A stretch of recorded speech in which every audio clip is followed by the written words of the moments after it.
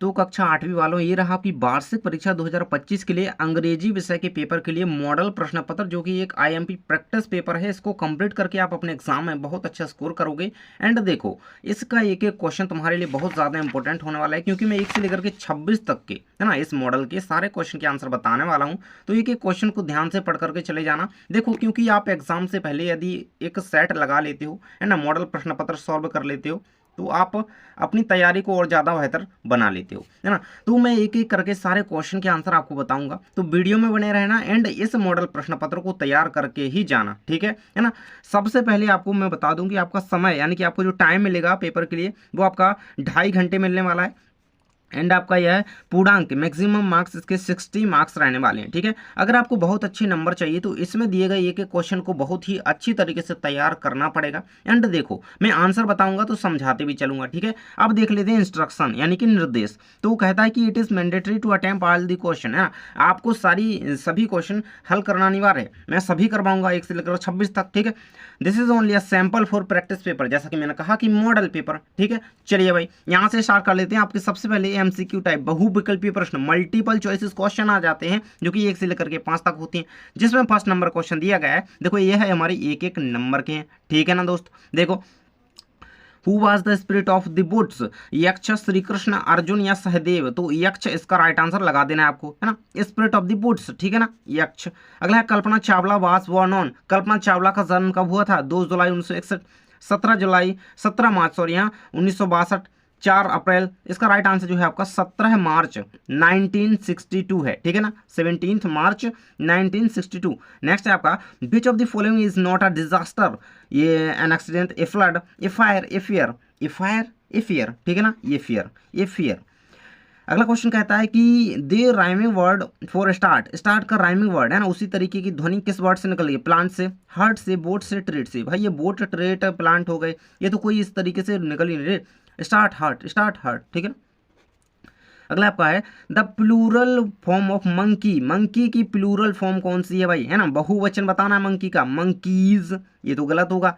अगला है मंकीज, है ना, यही आपका बिल्कुल इसमें सही है, ठीक है ना। ये आपका यहाँ पे बहुवचन यानी कि प्लूरल फॉर्म इसकी हो जाती है मंकी की, मंकीज, ठीक है ना। चलिए, यहाँ से 6 से 10 तक आपके रिक्त स्थान आ जाती हैं, फिल इन दी ब्लैंक्स कह सकते हैं, है ना। देखो, जिसमें आपको कुछ ऑप्शंस भी दिए गए हैं, इन्हीं को देख करके आपको इन आंसर में, इनको आंसर के तौर पर यहाँ पे करेक्ट जगह पे इनको फिलअप करना है ना। थोड़ा जूम कर लेते हैं अब, है ना, देखिएगा।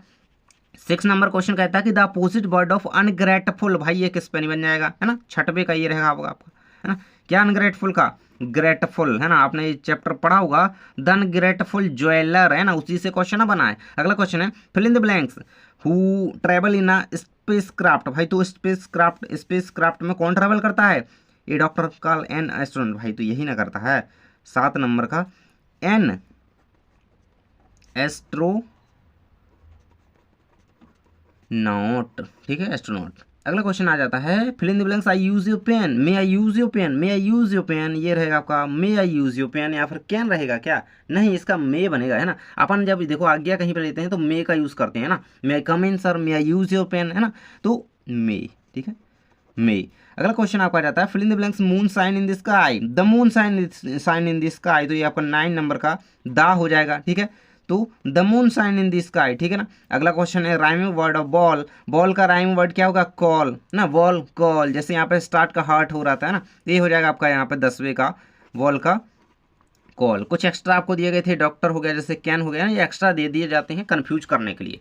यहाँ पे अपने अगले क्वेश्चन में आ जाता है कि भाई वेरी शॉर्ट टाइप क्वेश्चन आ जाते हैं 11 to 16, ठीक है ना। अब यहाँ पे 2-2 मार्क्स के क्वेश्चन हमारे रहेंगे। 11 नंबर क्वेश्चन कहता है कि when and where was Chandrashekhar born, Chandrashekhar Azad का जन्म कब और कहाँ हुआ था?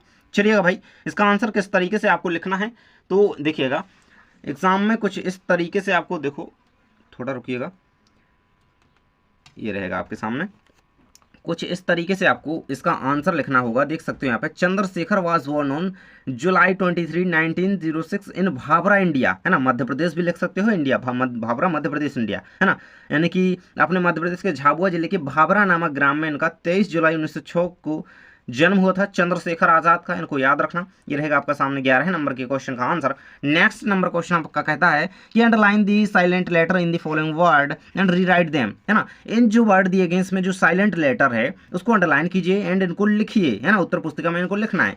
अब भाई देखो, तो ये नो है, अपन इसमें क्नो तो पढ़ नहीं रहे, के तो पढ़ ही नहीं रहे, है ना। अब इसे टाक है, इसमें एल तो आप पढ़ ही नहीं रहे हैं, है ना। तो ये क्या, ये इसमें साइलेंट लेटर होते हैं, है ना। काम हो गया, जैसे बहुत सारे ऐसे वर्ड होते हैं इंग्लिश में जो साइलेंट लेटर के साथ होती हैं, है ना।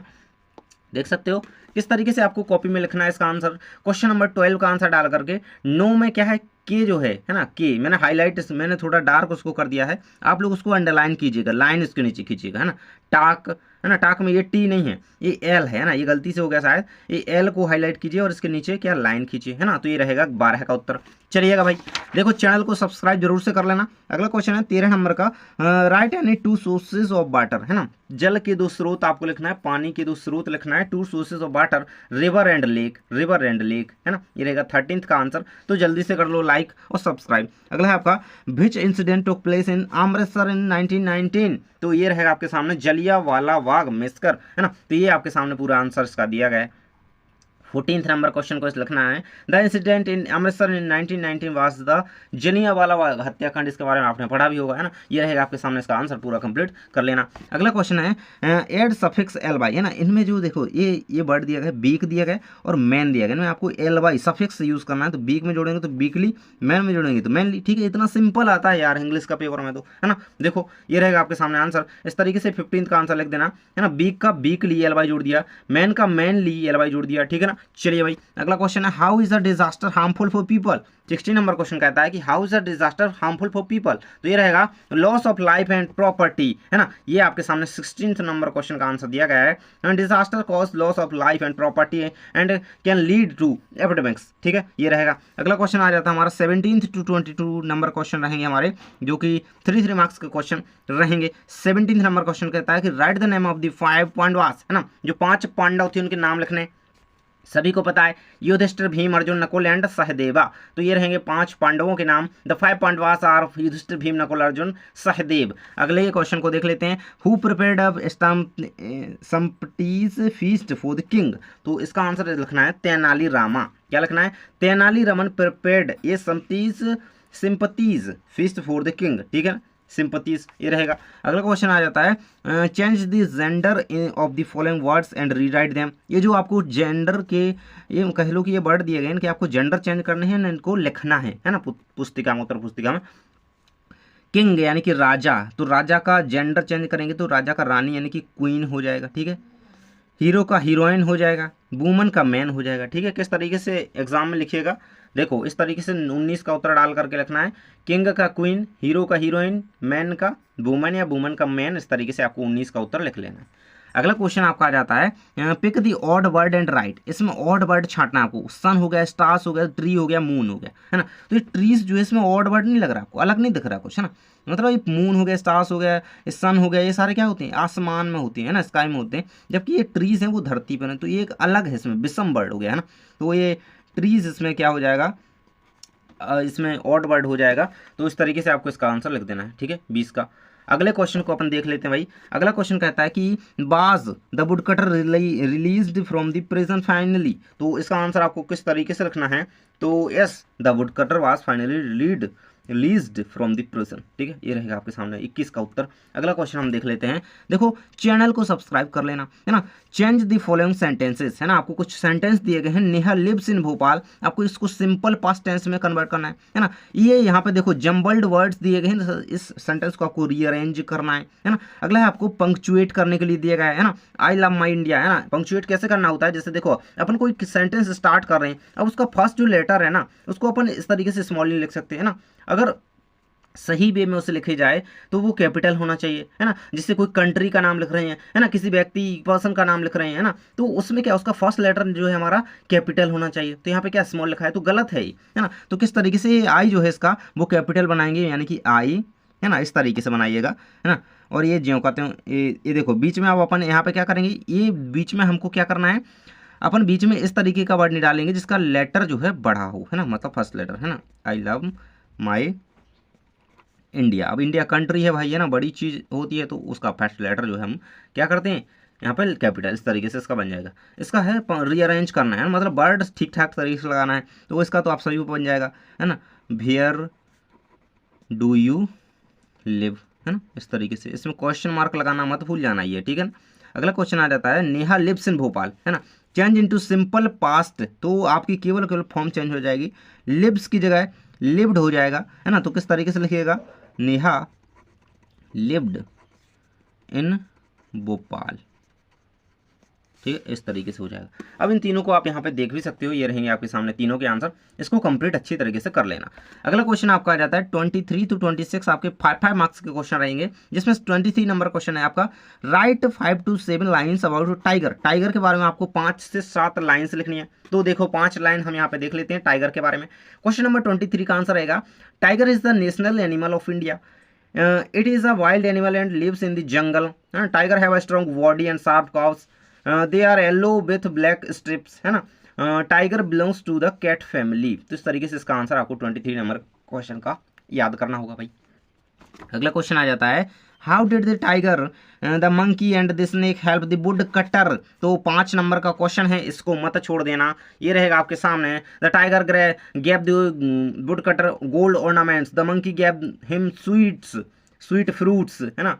व्हेन ही वाज हंग्री, जब उसे भूख लगी तो मंकी ने उसको क्या, अच्छे मीठे मीठे फल दिए, और टाइगर ने उसको क्या दिया, गोल्ड ऑर्नामेंट्स, यानी कि जो सोने के आभूषण थे वो दिए, है ना। तो इस तरीके से आप यहाँ पे पूरा आंसर देख सकते हो, है ना। अगला क्वेश्चन आ जाता है, write an application to your principal for transfer, यानी कि टीसी की एप्लीकेशन याद करके जाना है, पेपर में आने वाली है। देखो इस तरीके से लिखना है, आपका जो भी स्कूल वगैरह है वो नाम उसको लिखना है ना। To the principal government middle school Vidisha Sagar Chhatarpur, है ना, जो भी जिले का नाम है वही लिखेगा, एमपी। सब्जेक्ट लिखेगा एप्लीकेशन फॉर ट्रांसफर सर्टिफिकेट, है ना। अगर छुट्टी की आती है, सिक लीव की आती है ना, लीव की आती है, तो वो भी याद कर लेना। इस तरीके से लिखना है, रिस्पेक्टेड सर या madam, I beg to state that my father has been transfer to Jaipur, जहाँ भी ट्रांसफर हो रहा है उस तरीके से लिखते हुए यहाँ पर लिखेंगे थैंक यू योर ओबीडेंटली, है ना। और रोल नंबर और डेट डालना मत भूलना, नहीं तो आपका क्या है, नंबर कट जाएगा, है ना। ये रहेगा, नाम वगैरह अपना ही लिखें, है ना। तो ये रहेगा आपके सामने। अगला क्वेश्चन है आपका, right 10 lines on the following topics, है ना। आपको किसी एक टॉपिक पर इनमें से 10 लाइन लिखनी है, माई हॉबी या फिर एनी फेस्टिवल या फिर माई स्कूल। देखिएगा आप किस पर लिखना चाहते हैं, मैं आपको माई स्कूल पर 10 लाइन्स बता देता हूं, आप किसी पर भी लिख लीजिएगा, है ना। आप स्कूल का नाम लिख सकते हैं, जो भी आपके स्कूल का नाम है वही लिखिएगा। My school name is Delhi public school, या फिर आपके स्कूल का नाम है मिडिल स्कूल, है ना, इस तरीके से, जैसा हमने अभी यहाँ पे देखा था, है ना, गवर्नमेंट मिडिल स्कूल विदिशा, इस तरीके से भी लिख सकते हो। And it is located near my house, है ना, ये मेरे घर के पास ही है। My school is the best in our city, मेरी मतलब पूरे शहर में मेरा स्कूल सबसे बेस्ट है। It has a big play ground, भाई प्ले ग्राउंड भी आपके स्कूल में बड़ा सा। The school building is huge and clean, बहुत ही साफ सफाई रहती है स्कूल में, है ना। 20 टीचर्स हैं हमारे स्कूल में, है ना। There are 20 teachers in my school, my teachers are kind and helpful, है ना, बहुत ही अच्छे टीचर्स हैं भाई।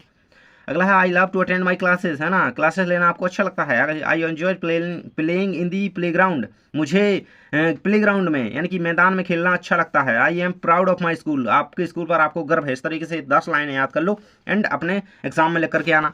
और माई हॉबी के बारे में भी कर लेना, अपने बारे में आपको लिखना होता है ना। फेस्टिवल दीपावली के बारे में भी कर सकते हो। तो इस तरीके से आपके हो जाते हैं 26 नंबर क्वेश्चन तक कंप्लीट। तो चैनल को कर लो सब्सक्राइब और वीडियो को लाइक कर देना। जल्दी ही मिलते हैं नेक्स्ट वीडियो में। Thanks for watching.